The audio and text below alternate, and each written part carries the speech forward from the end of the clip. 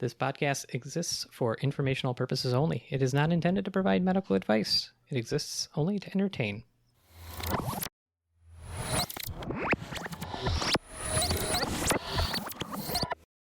All right, we are ready to record. I'm looking. There's no skit here, Aaron. What the hell, man? Sorry, Max. I didn't. I couldn't bring myself to write a skit. We always have a skit. I mean, there's a few times we haven't, but I mean, it's just always a skit. I know, but I couldn't do it. It's like what you would do it. Like, can you just let me go this one time? Well, yeah, I'm a little tired, but also I tried to write some things about. I just couldn't do. I couldn't find anything funny. You've had weeks to work on this today. No, well, yeah, but I got other stuff going on, soccer? Really, that wasn't even the problem. Hey, now stay away from my Premier League habits. Really, what it is I just couldn't. There's nothing funny. Well, Alba, I'm sorry. I expect a little bit more from Aaron and the rest of us. I was looking forward to accents, but that's fine. We could do accents anyway. No, perhaps. I don't think so. We just had. I mean, look, Aaron. There is nothing funny this week. Aaron, if you look hard enough at any subject, you should be able to find something funny to talk about. So I don't understand why you didn't show up with a skit. I didn't. Max. Yeah. If you knew what we were talking about, Max, you would see that. I saw some of the. I feel like maybe you should. Yeah, I saw some of his notes. I honestly think we just get to the show.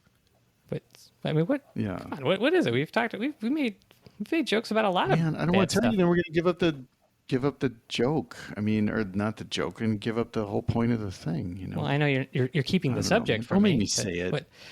What's so bad that you're not writing a skit about it? No, just ease up. Just fine. Syphilis. Oh, come Max. on, there's plenty. We're talking about syphilis. I mean, it's a real condition, but just saying, there's probably an angle, right? I mean, what would be so egregious about? Oh, wait, syphilis. Whoa. Syphilis that people were infected with on purpose. Okay. Yeah. No. Okay. Yeah. All right. No skit this week. That's fine. That's reasonable. In the South. Yeah. No. Right now. Okay. Let's just get to the show.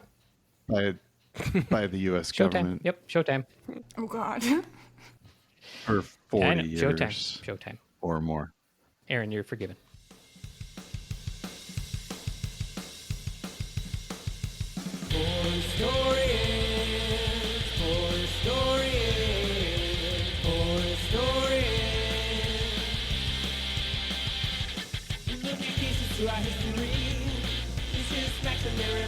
Alba. You gotta listen, you don't have to read.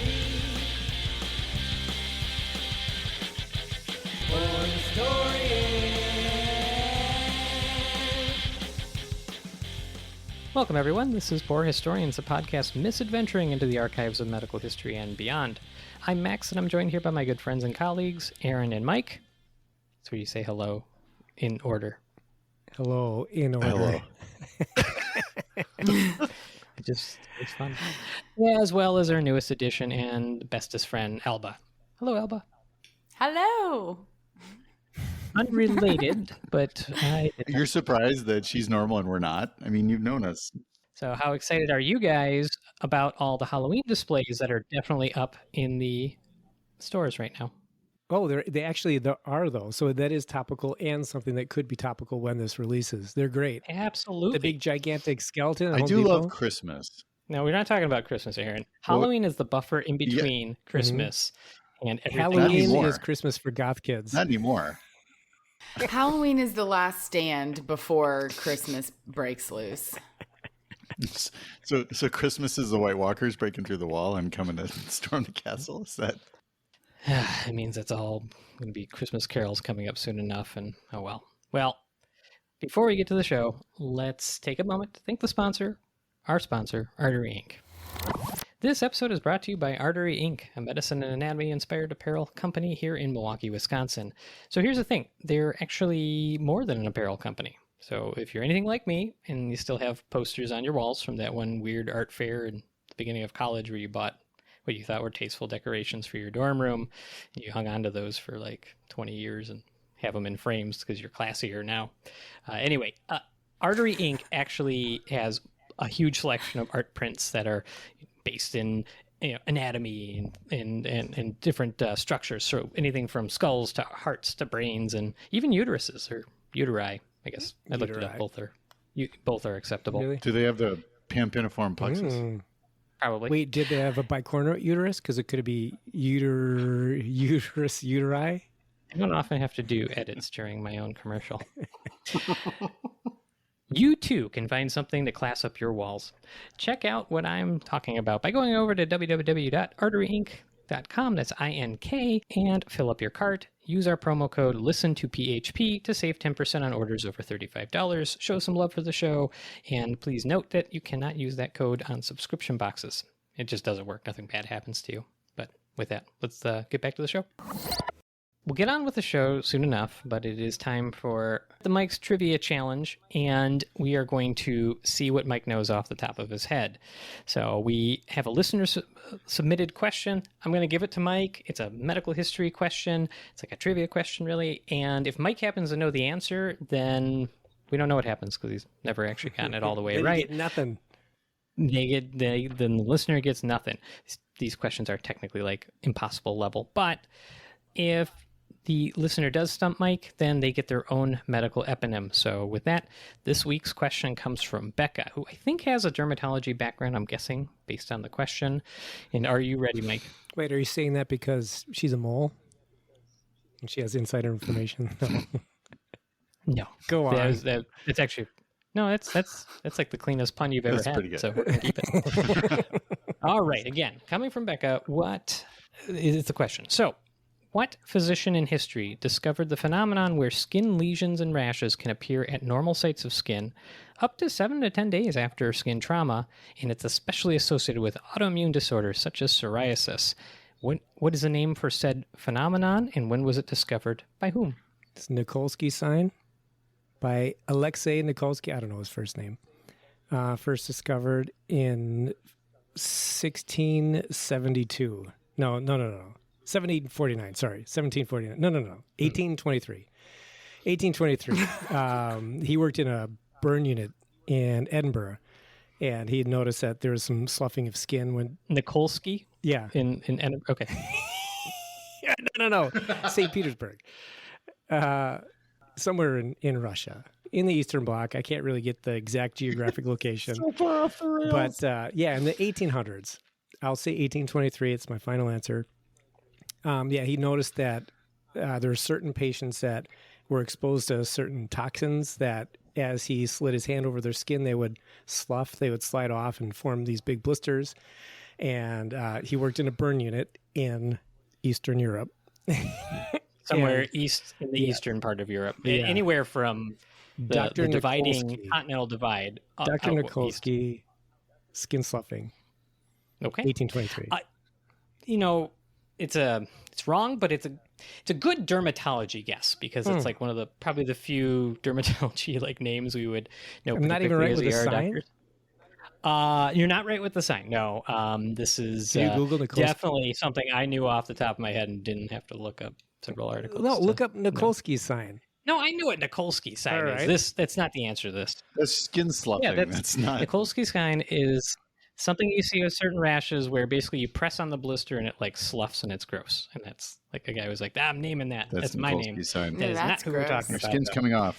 We are talking about Kebner's phenomenon. I've never heard of this. Yeah. But this was actually described in 1876 by Heinrich Kebner, who is, and the condition is also known as isomorphic, meaning like same form response. So the isomorphic response. It's kind of cool, actually. It happens with patients a lot of times who have underlying autoimmune conditions like psoriasis or vitiligo. Both of those conditions can kind of give you different skin findings. So psoriasis, you can get these what are called plaques, which are kind of scaly lesions, usually on the elbows and knees. And then vitiligo is a condition where the immune system basically takes away the pigment cells of the skin. And so you get these patches of lighter colored skin and that sort of thing. But anyway, if there's a trauma, like let's say cutting the skin or sunburn or even tattooing, at any of those sites where that trauma happens, you can get the rash of either like psoriasis or vitiligo. So for instance, if you have psoriasis and you have a sunburn on your back, it is possible that with kebnerization, you would have psoriasis lesions break out all over this burned skin. And if you had vitiligo, that burned skin might lose all of its pigment. And so it's like the manifestation of the underlying condition at a site of trauma in the skin. It's kind of really cool.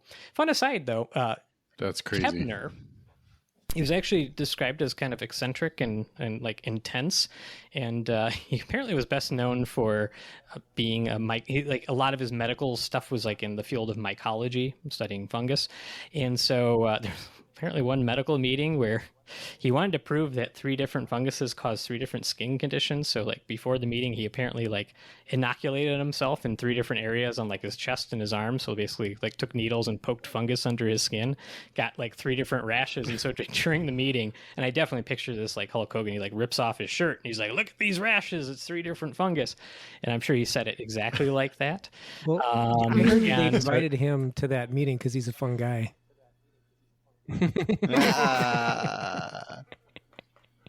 Wait, did I beat you to the punch? I gotta stop laughing at these. I beat you to the punch, didn't I? Sorry. No, I didn't. That was way too obvious. I would have been more subtle. So Kebner was probably not a man I would suggest hugging, but sounds like he's kind of an interesting, eccentric guy. But with that, Mike got it wrong. Yeah, I was like horrifically wrong. He went through like 3 centuries. And all over the World world. reading. He's throwing whatever's at the wall here. Eastern Europe. What that means, though, that means that Becca has won the eponym, which I happen to find an eponym that was perfectly fitting for this situation, actually. And it's actually known as Becca's phenomenon. I don't know if you guys have ever heard of this, but this is a very topical eponym, especially because it's an issue that affects ER doctors primarily. This describes... You mean you can spread it on your skin? This Becca's phenomenon describes a physical exam finding of the ER doctor, of their face specifically, when literally anyone asks them to like examine, describe, or otherwise share their knowledge on a dermatology subject. And so the finding is characterized by a blank expression with like a slightly furrowed brow, and it's like a hint of pain in the eyes. You can see, you can actually...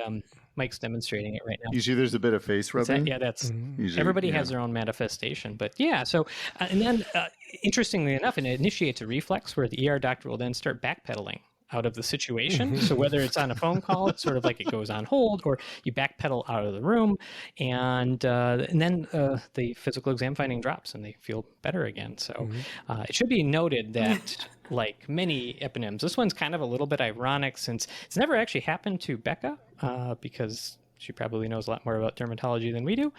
But it was only noted when she asked questions of her ER colleagues. And so there you go, Becca's phenomenon. Have you ever asked me to go look at a rash, Max? It is one of the worst things in the world. Yeah. Hey, can you go to room 14? Just look at the rash. Let me know what you think. Let's go look at seriously, rash. like the look that you get, you're like, you got to be kidding me.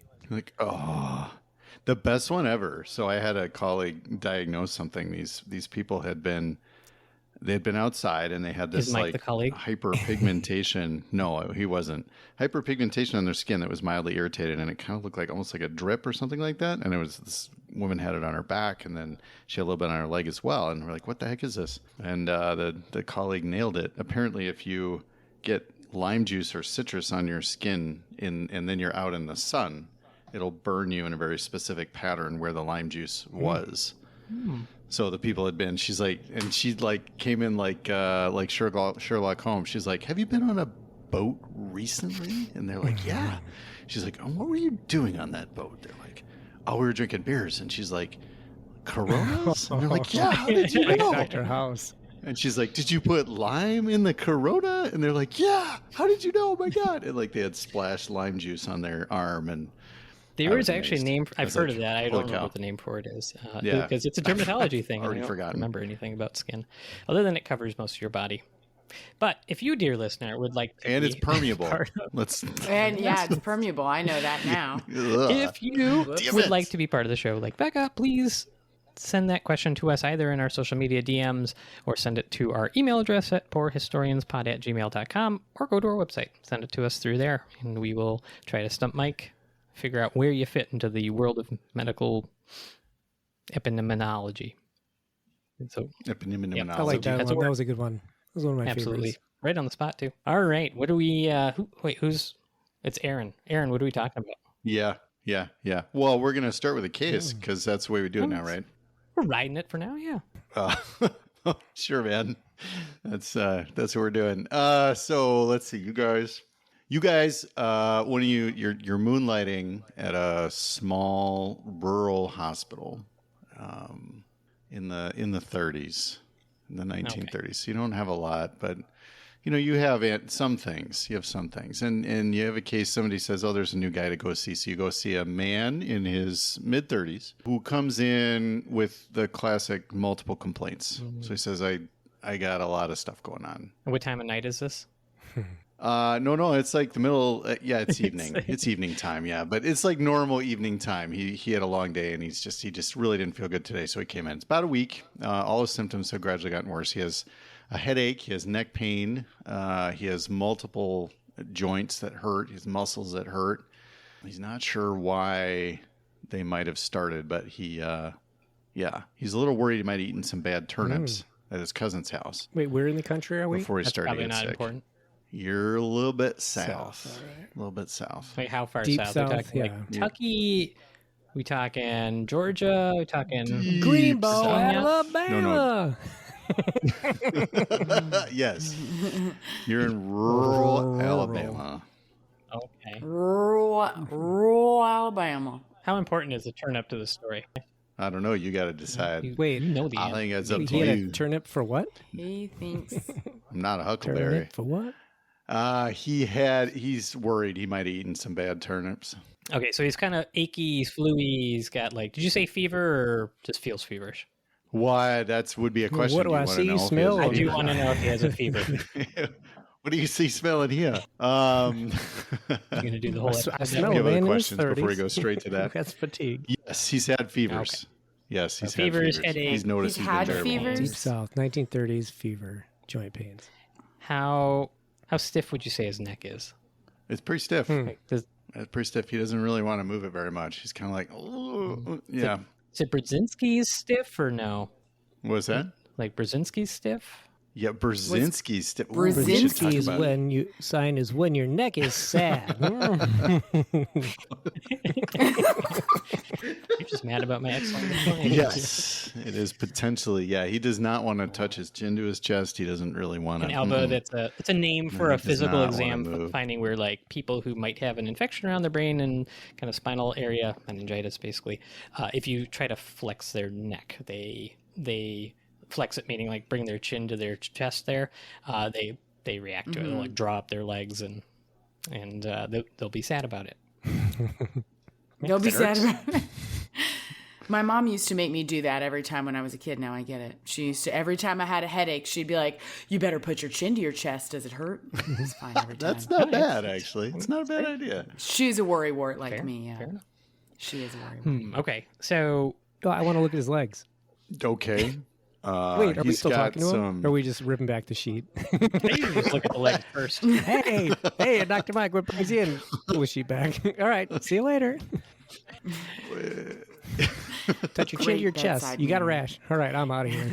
Give me some Cipro. Did I say he had a rash? No, you want to do a I skin would exam? like to do a skin exam, please. You want to do a I'd like skin to look at exam? his skin. He does have a rash. On his legs? Yeah, he has. He does have a rash. He What does. does it look like? Not really much on his legs. No, his legs are. He's got some swelling of kind of both joints a little bit. Both joints are a little bit sore.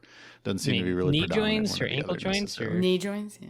it's a few joints in the Kind body. of yes, he has a I few think he was joints. suggesting Multiple both lower joints extremity are joints. Hmm. Presuming he meant knees and ankles. Just the one joint, the lower extremities. Well, we're gonna bend see. one. We're gonna see how well I actually know this problem. But, we're gonna say What, neither one is terribly inflamed. can I ask what the rash looks like? Yeah, he's got sort of a diffuse rash across the whole upper part of his body, and then both arms, and kind of flat and copper colored. There's sort of some patches, but not a lot of drawing together or anything like that. He does seem to have spots on his. You turn his hands gonna over. ask and he has palms and spots on soles? the palms of his soles. Ooh. The palms of his The palms hands have the rash. spots on them. Yes, they do. Okay. So that This Yep. narrows it down to Yep. a handful of things. nice. That wasn't a pun. Yeah. God, No, I can't even talk now.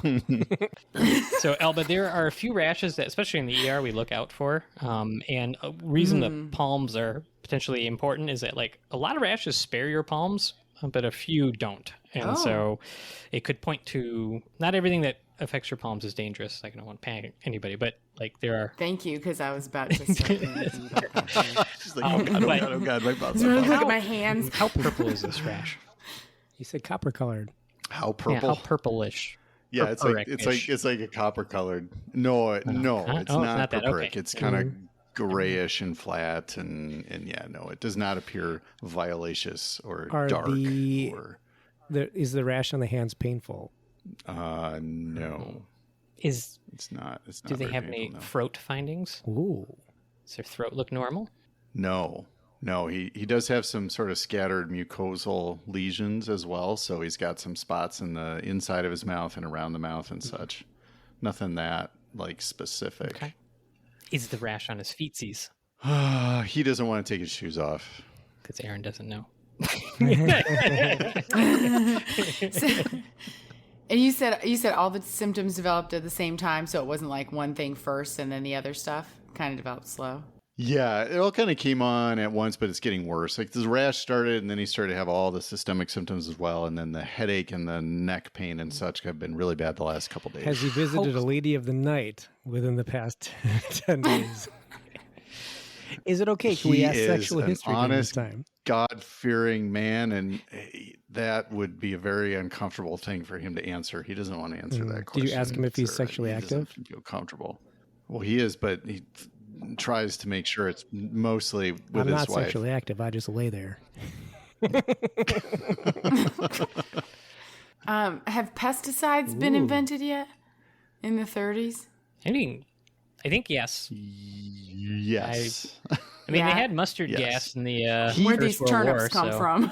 He that's a great question. He doesn't use them. Oh, so okay. he's a farmer. Yeah, he is a farmer because everyone in this area is a farmer, but he doesn't really use pesticides.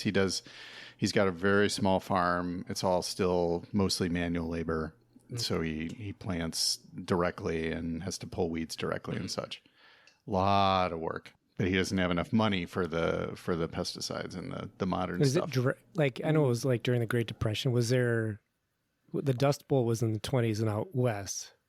Are we dealing with real dry climate, real hot, dry summer? Thank God we don't have to deal with that here where we are. Well, it's a Yes. it's a dry heat, so it's more tolerable.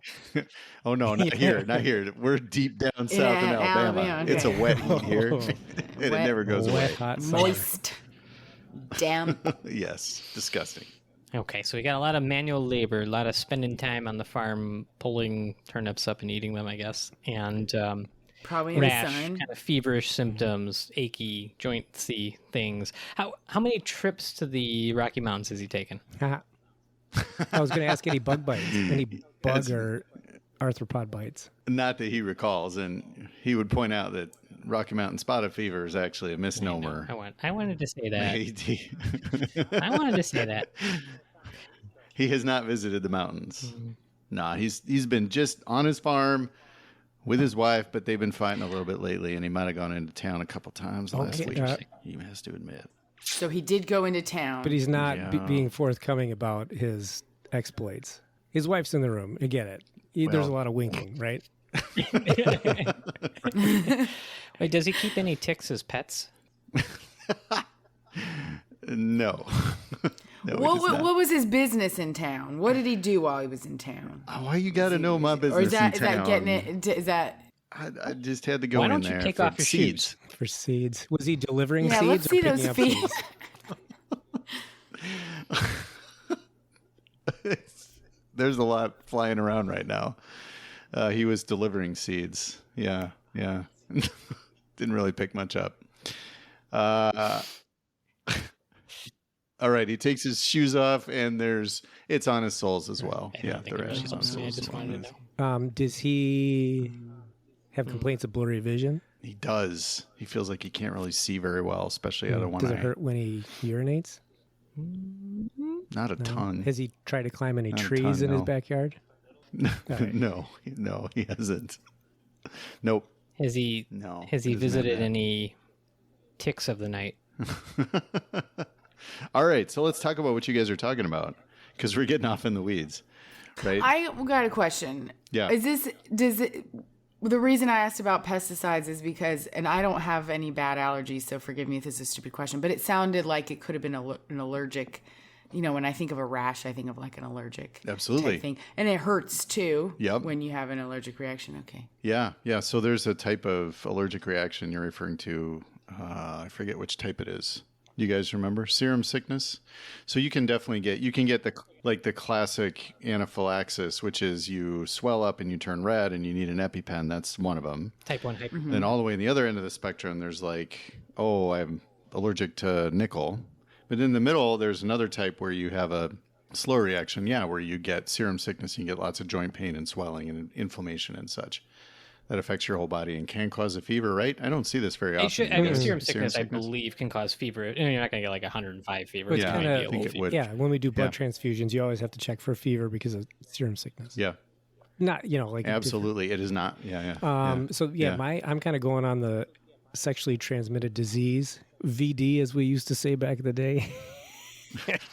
Valentine's Day. Yes, indeed. That used to be what it's called. It used to be like a venereal disease If he's delivering department. seeds in town while fighting with his wife or quarreling with his wife, there's a chance that he could have been exposed to something. There are some sexually transmitted diseases, and I don't know that you would go back to this one, but syphilis can cause a rash on your hands. Definitely can. I don't know that you'd go back to this one, though. Don't The go other back. stuff, when I was thinking like headache, joint pain, rash, I was thinking gonorrhea. Gonorrhea can do that. Chlamydia, if it's reactive arthritis, Chlamydia too. Well, yeah, With so the he's eyes describing. too, because you can get the. Yeah, so when I was asking the questions about what he was doing, like the climbing the tree, it's describing Reiter's syndrome. So you get uveitis, muscle pains, and urinary issues.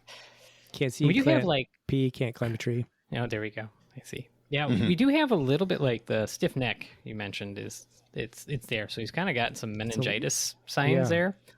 And that's, I think, although certainly it could be, I mean, people report aches and pains and may react differently. It sounds like if I'm reading through this, Aaron's telling us this guy may have meningitis. Well, he Aaron, has does he have meningitis. of some sort.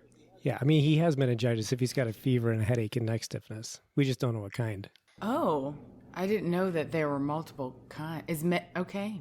One big one we always think about is meningitis, bacterial meningitis, where bacteria are in and around the brain, and it can certainly give you a rash on the palms and soles. But that's when I was talking about purple rash. That's what I was driving at, meningococcal meningitis, which is really bad, super Which bad. you guys had probably never seen. I've seen it. Wait, did we talk about this already? Oh my gosh, yeah. Yeah, I saw seen it once, and I was absolutely terrified. Yeah, it is. It's so sick. Scary. It's a good Oh my vaccine to God. get. I was trying to test for neck Yeah. stiffness, and there was this little old lady. And I put my hand, she was laying down in bed, altered. I tried to pick up her head, and her whole body came up. I was like, Sure, yeah. we've got a problem here. And then just pus came out on the lumbar puncture. It was bad. That's bad. Yeah, there are different kinds, but yes. So meningitis is just a general word that means inflammation around the meninges, right? So the covering to the brain and the spinal gotcha. cord. Yep. So you can get it with Kind of the itis viruses, part. and those are typically very frustrating, and they have caused a lot of symptoms, but usually not as much damage, with the exception of like herpes virus, which would also be viral. But then like bacterial meningitis is much worse. But then there's a ton of other ones. So Lyme's disease can actually cause it. There are some other things that can cause it as well. So And I was making my Rocky Mountain okay. spotted fever jokes because, the Rocky Mountain spotted fever can cause a palm, soles, rash, and a lot of these Sure things. can. So it's as you point out, it's not usually a Rocky Mountain. Actually, you get it typically in Appalachia more often than not. yeah, which is not far from the deep south. no. I still don't understand Mike's tree Oh. part. About climbing So a it tree? was a mnemonic that, well, I don't know if it's a mnemonic, but the way we would remember the symptoms of bad chlamydia. Yeah, so you can get this thing called Reiter's syndrome, which is just like a reaction to the inflammation from chlamydia. So it's you can't see, you can't pee, you can't climb a tree. And that's how I remember Oh, it because gotcha. it's going to affect the eyes. It can hurt when you pee, and then you can't climb a see, tree because your can't joints pee, all yeah, hurt. yeah, There's a lot of those Okay, got it, acronyms in thanks. medicine, and most of them are not safe for work. Mm-hmm. I've heard, I've heard a couple, but I hadn't heard that one Some before. lovers try positions that they can't handle. Those are the hand bones. Yeah, the carpal bones. I hadn't heard that. I had heard the one for the cranial nerves. That was a few.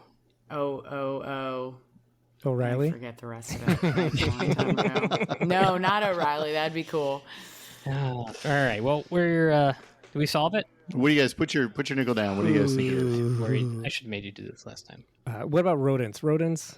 Nothing. No. Hantavirus. There are no. Well, I mean, he's a there's farmer, no- so yes, of course Yeah, there's but- rodents.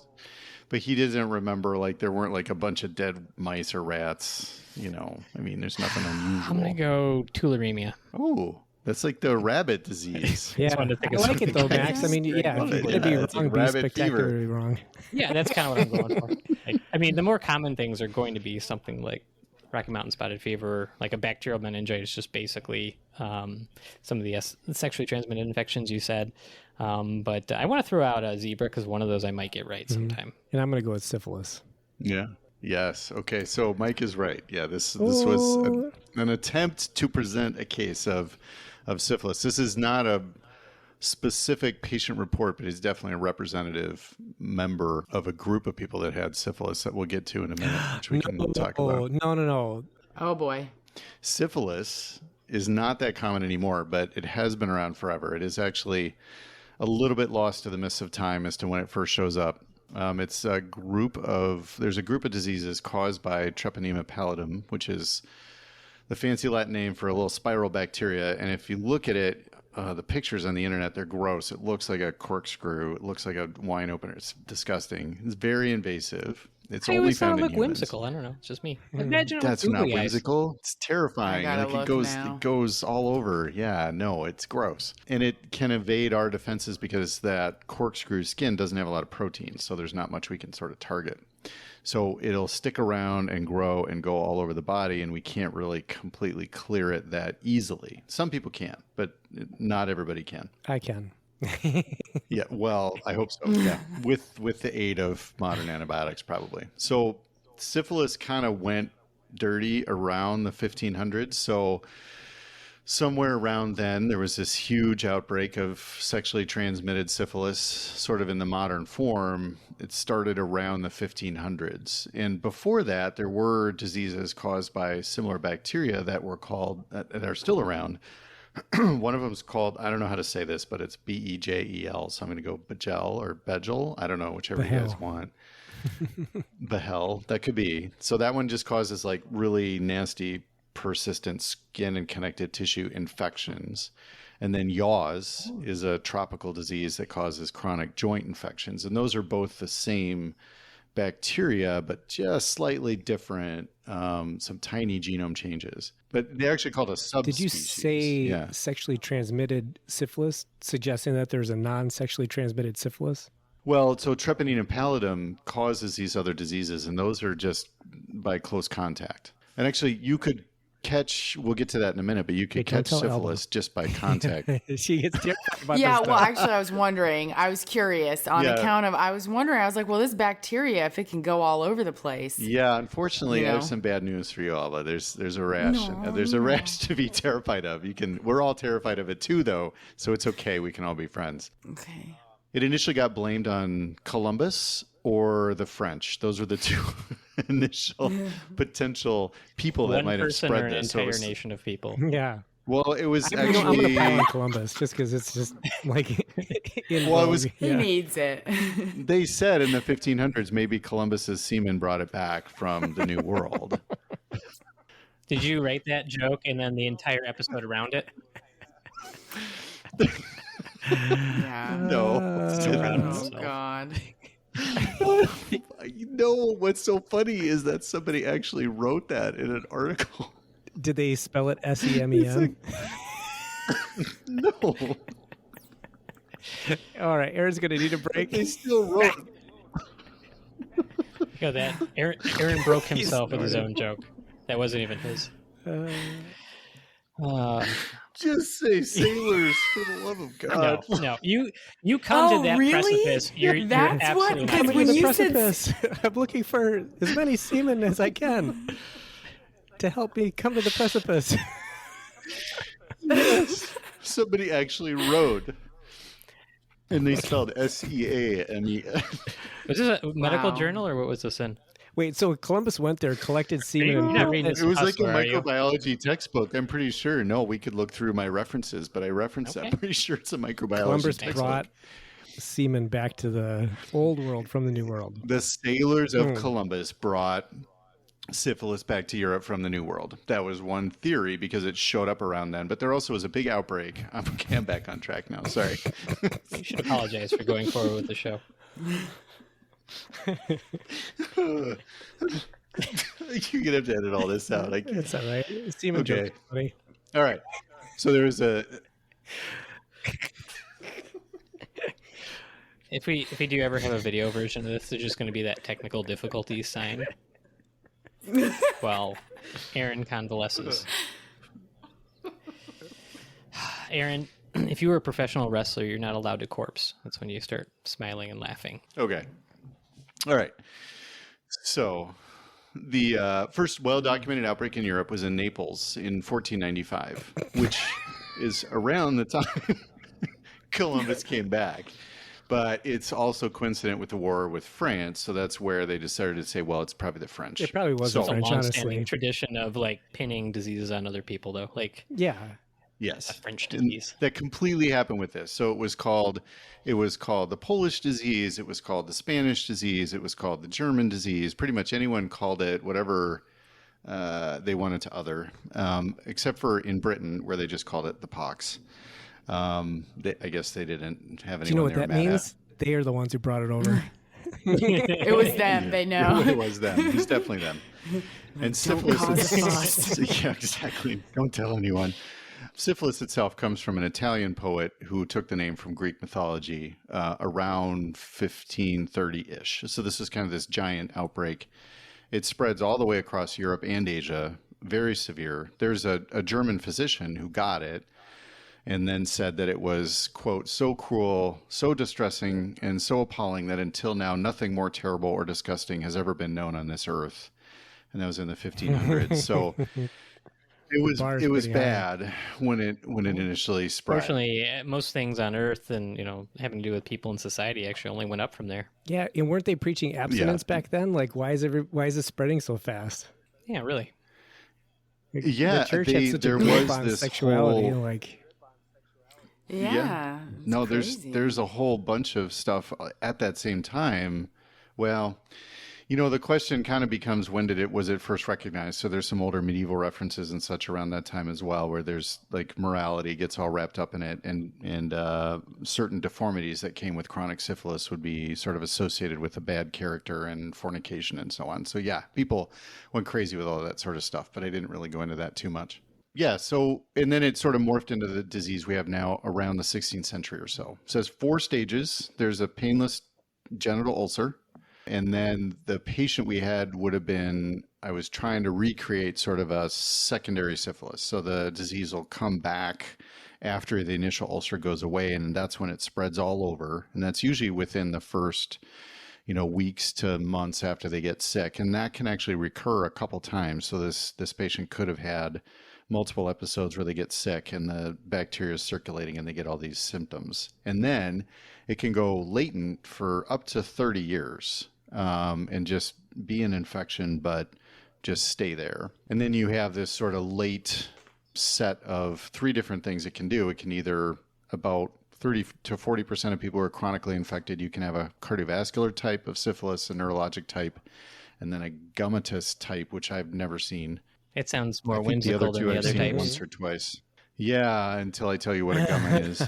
Yeah, I was gonna. What is it? Well, the gummatous type is where the bacteria just form these granulomas. So that's like this big hunk of inflammation where your immune system surrounds colonies of bacteria and fights it, but never wins. So it's like a demilitarized zone of fighting between the bacteria and your immune system, and it'll make like this big sort of inflammatory, well, like what Max was describing in our last episode, like a cold tumor or a cold abscess. So it's just like So it just builds up these giant, soft, puffy, abscess-looking things like in your skin usually, and it goes all over the body potentially, and it'll just continue to cause this inflammation and destroy things. So you can get this saddle nose deformity, and you can get these gumma like all over your face and all over your limbs and such, and it just is really horrible. It's probably hard to hide that you have it at that point, especially because a lot of people then knew what it looked like. Wouldn't that be better than having, because I had seen this once, the cardiovascular form, and this aneurysm caused by either bacteria, potentially syphilis. You're going to die right away then. If you have one of those, you're done. Yeah. So Mike references the other type. Yeah, it can cause aneurysms and like weakening of specifically the aorta in this case. But, I think you can get it. You just get a vasculitis or inflammation in the blood vessels anywhere. But this thing was so big.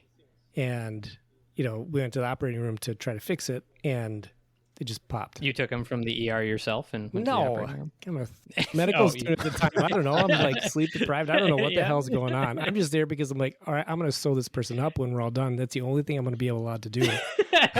You're just waiting at the lower part of the bed with your little sutures. Trying not to get yelled at by either the surgeon or the scrub nurse. Mm-hmm. The surgeon was great. There's no way. That's impossible. There.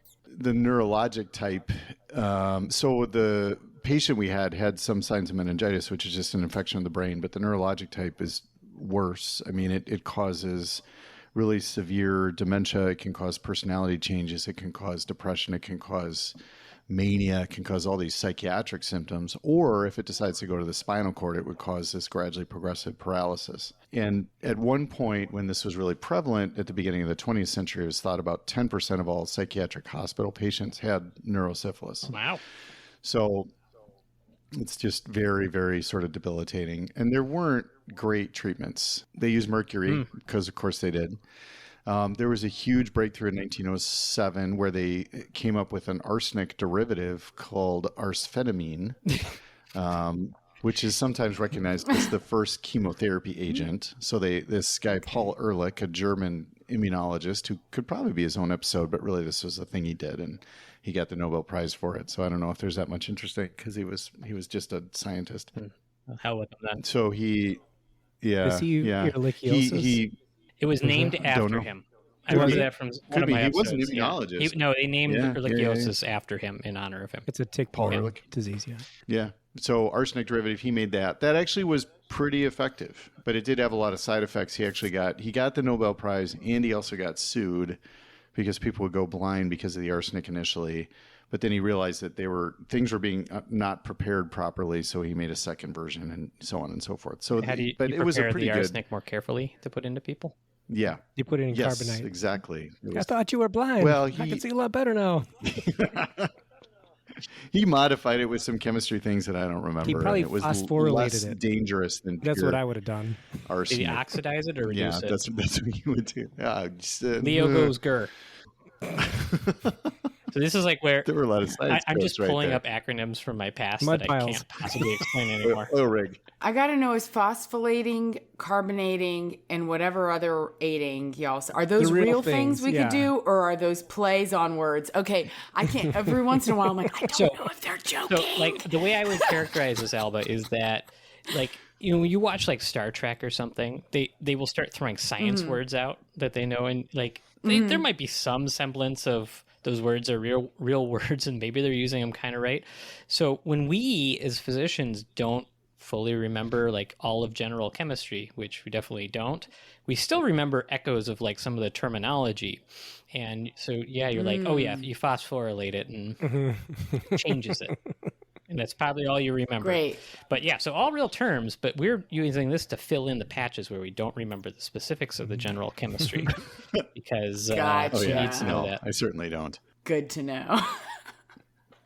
So then around the 1940s, penicillin was found to treat syphilis, and it still is a reasonable treatment. Did they give penicillin to everything just to see what would stick? You think? I think with syphilis, they almost certainly just gave penicillin to see if work. it would work, and they got lucky, and it totally worked. Yeah, Good for us.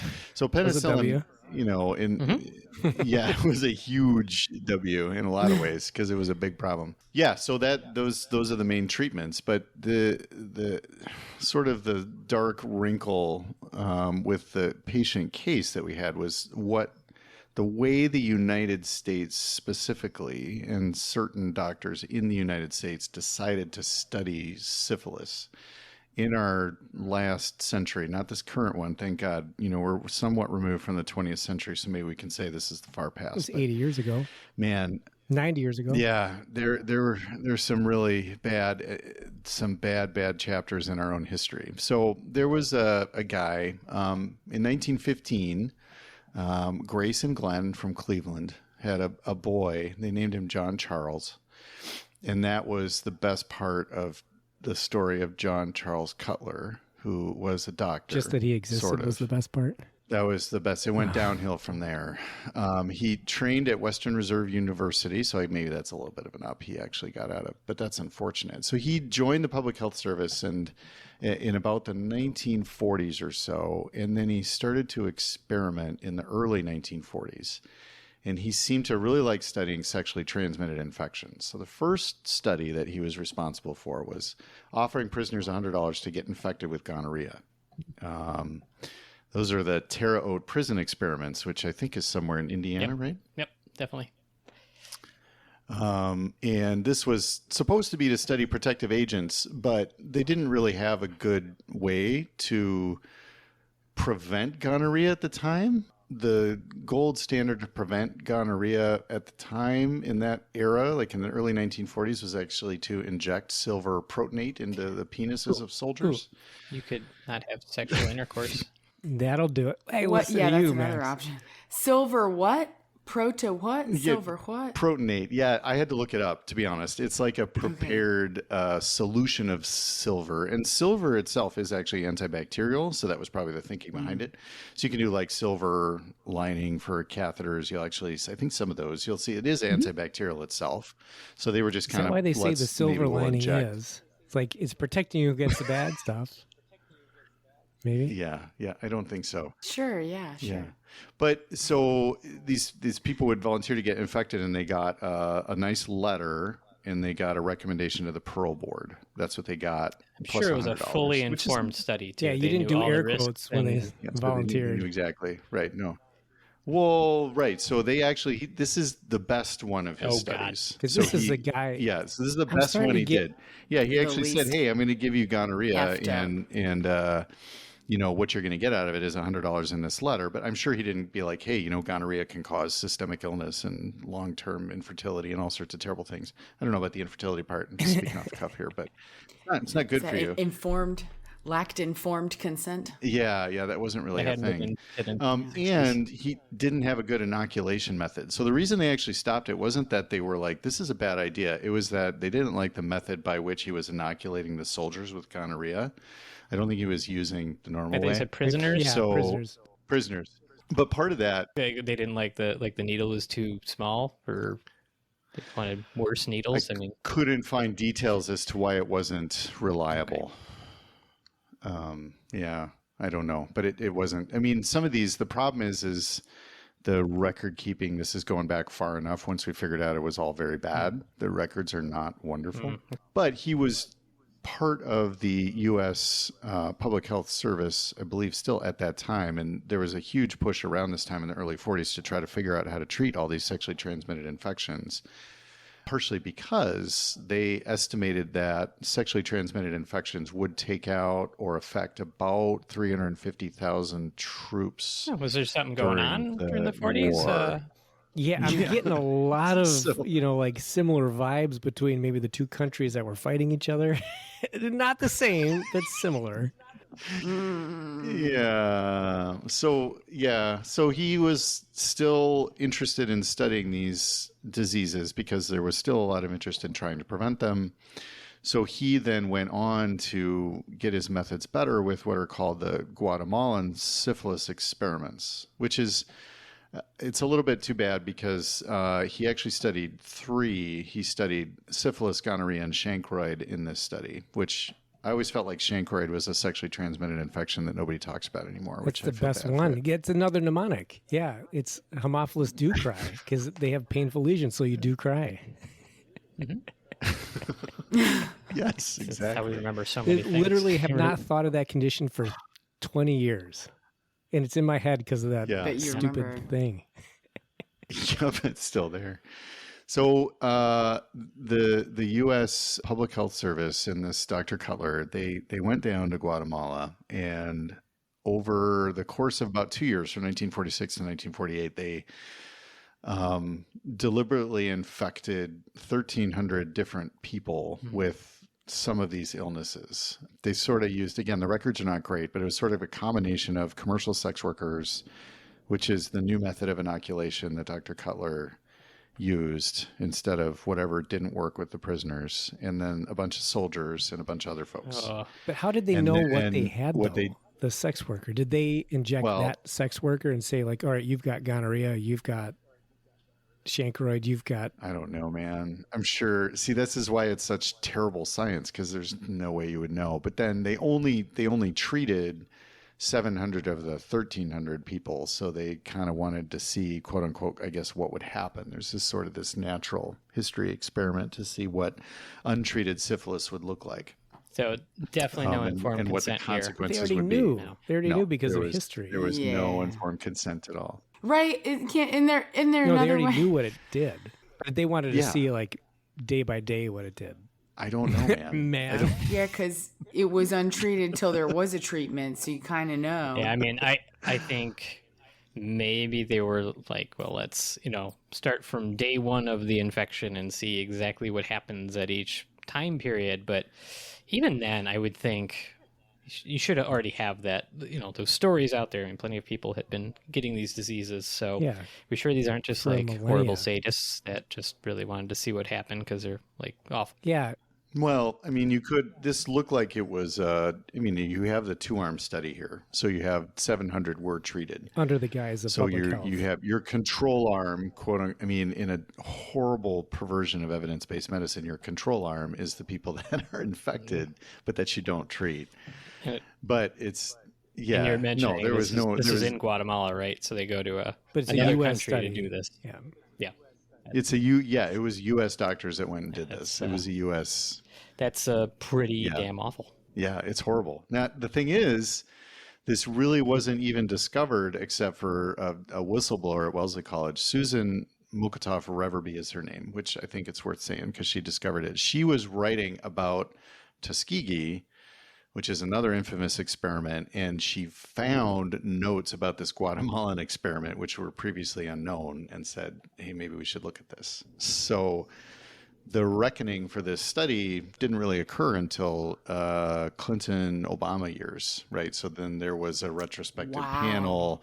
I did link to a PDF on the official report from the U.S. government, and which the bioethics committee looked into this study and said, yeah, this was really bad. I wonder if that's when it became So we had to- declassified. Yeah, we had to, I think she found the notes when she was looking through Dr. Cutler's notes about Tuskegee, which we'll talk about in a second, and found all the notes about this other study that had been previously sort of not known. She's probably reading those notes going like, wow, this is really bad. It couldn't possibly get worse. Right. And then she's like, oh, what's this Guatemalan file? And found that. So, but it kind of explains the state of research in the Department of Public Health during that time, that Cutler wasn't sort of an innovator in this regard. So the original study that got us where we are now is the Tuskegee experiments. So, about 1932, the combination effort of the United States Public Health Service and the CDC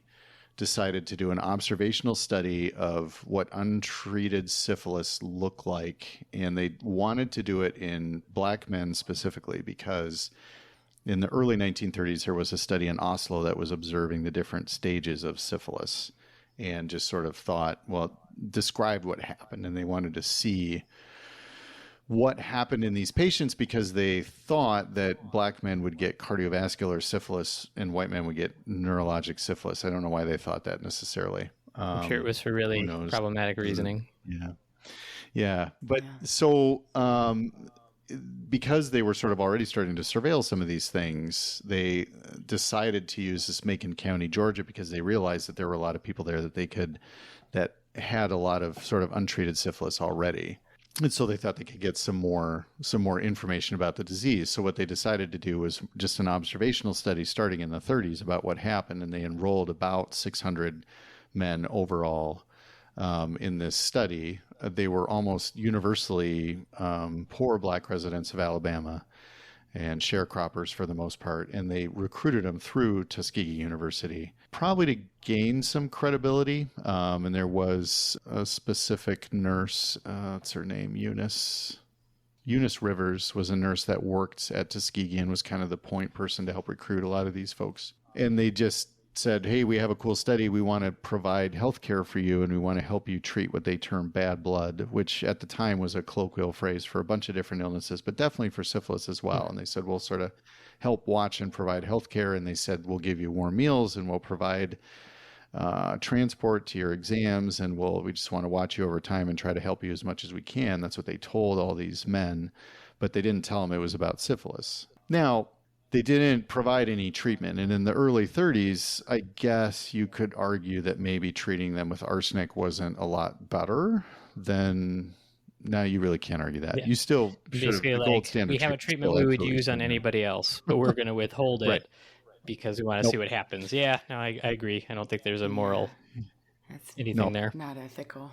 No, nothing at all. And then but then that actually has been the argument too, like, oh, it wasn't as bad until we had penicillin, but I don't even think that holds at all. Wait, did the study continue? Did the study continue after penicillin? Okay, so the study did definitely continue into the early 40s. So in the early 40s, they still didn't provide any treatment, but penicillin actually at the same time, the School of Public Health, or the the United States Public Health Service was providing syphilis clinics in Macon County, in Alabama, in the same spot where they were trying to encourage penicillin treatment for syphilis. These specific people in the study were guided away from those clinics so that they wouldn't get treated. So it wasn't even that they didn't treat them. It was that they specifically did work to try to keep them away from the treatment. It's like pretty much pure evil. Maybe there's no, I mean, even what benefit are you getting to society at that point? Like, that is just absolutely... There isn't one, and then it wasn't, but it wasn't the 40s. This study continued until 1972. What? This study was still active until 1972. And then there's also a link in the show notes. There's a link in the show notes. The Associated Press broke the initial story of this study, which was still ongoing because of a whistleblower who came to them and said, yeah, this isn't right. So, and then at that time, there was a congressional investigation and a whole bunch of stuff into it and said, yeah, this maybe isn't very good. Wait, is that when they told us about Area 51 to distract us? Probably. So like, oh, we didn't know it, so let's ignore this terrible thing we did. Yeah. It's one of those things that, like, I think a lot of people probably popularly, at least in popular knowledge, know, like, you hear Tuskegee experiments and, it was like a really bad thing. But even I, like, as a physician I know this was certainly mentioned at several times in medical school, but I don't really think I appreciated the full detail and depths of how long and awful this was. And so, yeah, this is truthfully it is very terrifying and upsetting. I knew it was bad. Is there an airman thing? Like, I always associate Tuskegee and airmen. Is there like an association? Tuskegee Airmen was a World War II fighter pilot squadron that was all African American. I'm kind of like, conflating the two. Absolutely. Well, sadly, I mean, I don't know. I'm not from Alabama, but Tuskegee is a quite famous, traditionally Black university, correct? I mean, that. I don't think that it's a mistake that you're conflating the two because they're two very different things with the name Tuskegee, and so I think it's like, oh, let's forget about one Tuskegee thing and look at this other. I mean, I do remember, like, the Tuskegee Airmen were, like, extremely decorated. Yeah, I feel like there was something they didn't lose a single bomber they were protecting or something like that. And I've had some friends, when I've brought up the Tuskegee Experiment, I've had people say, "Oh, that was good, right? That was the airmen," and it completely washes over. Yeah, I don't think it's an accident. Yeah. So there were 399 men that were enrolled. 28 of them died of syphilis known. 100 may have had some sort of complication. It's hard to say, but probably. So where you have this untreated illness, it's almost certainly going to cause trouble. Their wives, 40 of their wives were infected. 19 of their children were born with congenital syphilis. Congenital syphilis is really bad. It does very awful things to fetuses. I mean, yeah, it's just bad. And so Cutler was kind of an interesting guy because he was evil enough to do the Guatemala experiments and such, but he wasn't even the one who started Tuskegee. He just sort of propagated it and sort of came to light and was in some documentaries later. He was at the level of the Assistant Surgeon General when he participated in the Tuskegee study. I mean, even after it came to light, he ended up the dean of the School of Public Health in Pittsburgh. Well, not when it came to light until 1969, but as late as the mid-2000s, University of Pittsburgh decided to name a lecture series after him. Yikes. And then another dean was like, maybe not. Maybe not. The doctor most associated with starting Tuskegee was a Dr. Taliaferro Clark, who was the head of the public health service at the time. But it's the thing, it's an institutional choice. So he was the head, but Dr. Heller was the head of Arkansas Public Health and helped continue the study. And there was a Dr. Raymond Vanderleer who just went above and beyond and would go to doctors in the community and watch his patients that were in the study and make sure they didn't get treatment, and then would label spinal taps, which were being used for diagnosis, as a special treatment, which is not the case. Not the case. Yeah. It's lying. I mean, if you could theoretically talk to somebody who had syphilis and ask them to perform a procedure like that with informed consent, but that's not what's happening. Pretty far from that here. Yeah. I mean, I have also heard of it. It's been a difficult discussion or topic. You know, I felt like there was something we definitely should touch on it at some point. You know, I guess I'm trying very specifically to speak to the issues that I have the most knowledge with, which is that this bioethically and from a study standpoint, there's no value in this. And it's one of the most horrible things I've heard of in modern medicine.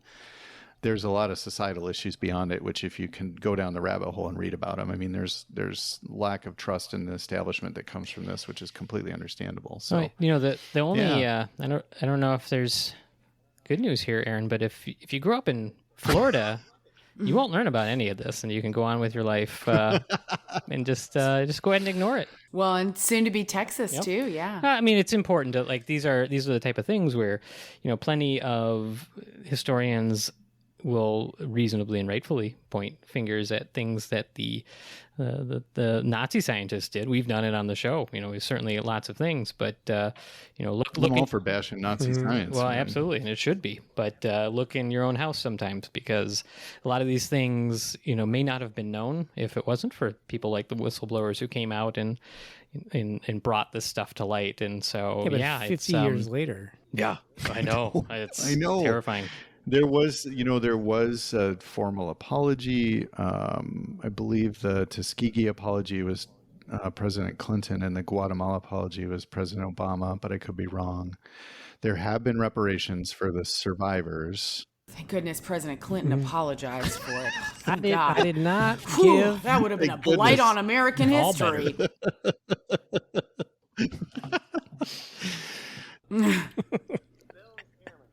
Oh man. Anyway, yeah. So there have been some reparations. I mean, you can't. The problem is, how do you make reparations for something like this? I don't know. I think you have to try. I think it's something that slowly, you know, thinking about like why there's such a push to stop othering, you know, and to think more about, you know, including everybody and not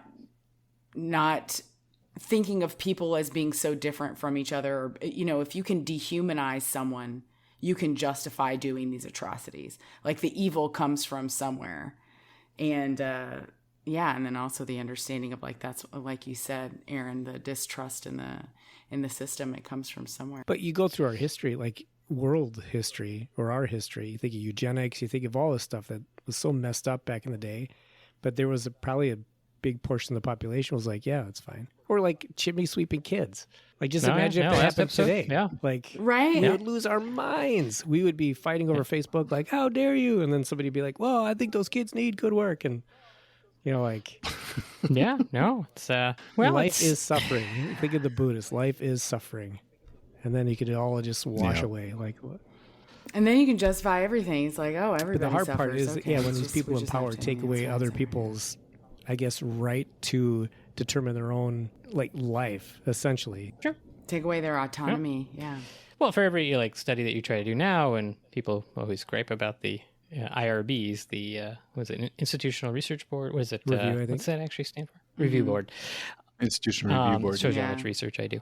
But this is the board that basically sits in between you and your study, and you're like, I want to study this thing, and then they have to look it over and say like, okay, that's cool, go ahead, but you need to do these things to make sure that the subjects of the study are well informed and that this is ethical.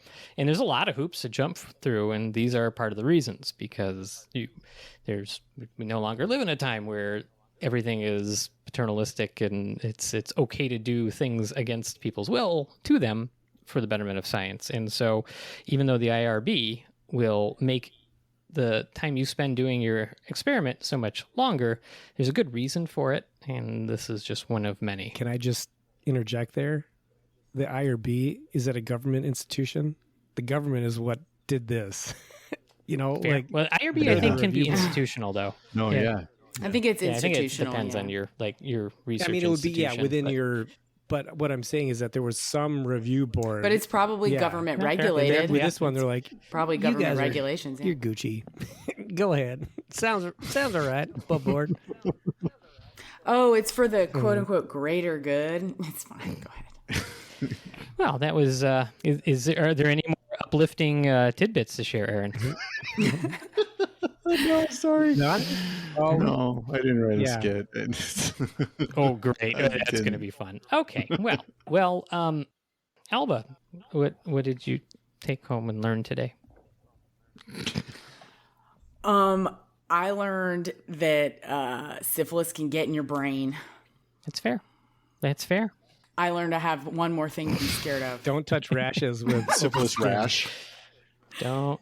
Don't touch rashes. So, yes, we didn't talk about that. Oh boy. The rash is, in fact, you can absolutely catch syphilis from the rash that, Skin contact? yes, in secondary. Now, the good news is the rash that's on the palms and soles in the upper part of the touchable skin around the trunk, that is not it's low amounts of contagion there. You got to watch out for the sort of the larger gray sores that develop in secondary syphilis in the perineum. Those are very infectious. So don't touch people's perineum when That's they have the show. Oh, syphilis. wait. Okay. It's not No. the peritoneum. Correct. Yeah. It's the perineum. I get Perineum those is- two words confused. The abdominal lining and the chode. Yeah. Colloquial. Also known as a tween. Yeah, but no, Not that the rash same. is like it's contagious. It's not that contagious, but it's still contagious. As far as I'm concerned, it just even one syphilis bacteria in there makes it contagious. So it's unlikely, Don't but you still don't hug want to. rashy people you don't know. Mm-hmm.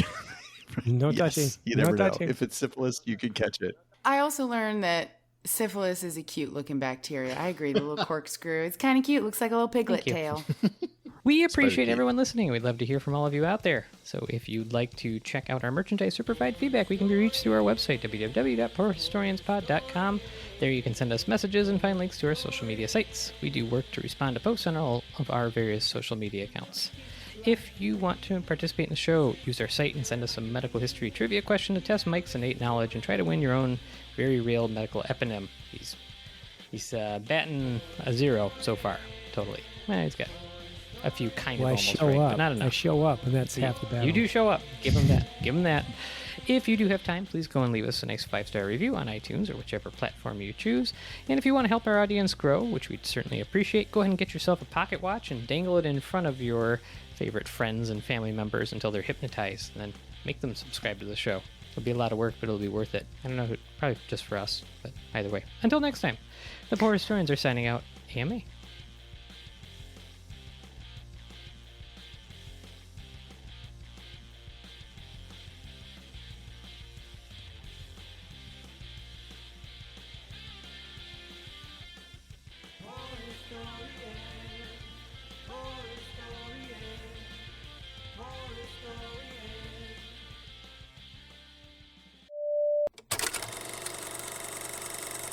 All right. I could hear Elba blinking. I think we should do it again. Wait, I saw Max and Aaron blinking. It was Morse I code. saw y'all were Help. doing the same blink, Help. and I thought I needed to blink too. Blink twice if you're trapped. If you need us to come help you, blink twice. For real, both of them, Max and Aaron, were both doing big blinks, and so I was like, "Oh, they want me to big blink." He saw was Max doing actually it. I thought it was funny. simultaneously winking with both eyes. Oh. Is that winking? No. I went through a phase where I got in trouble because I would wink. It's never appropriate to I wink. wink all the time. I couldn't help myself. I was like, what the hell? I mean, And it's always like, A well yeah, you get in trouble all the time, too. What are you winking with? the one I Wonder Dude. Worm. What? I feel like Mike should have said that. My eyes. Okay. That's- Well, I think if come you have on. gray hair, you can wink. It's a rule. It's a societal rule. Yeah, because everyone's just like, ugh, gross old man, ignore him. That's what happens. We just ignore gross old man. Speaking of which, Aaron's episode, episode 67.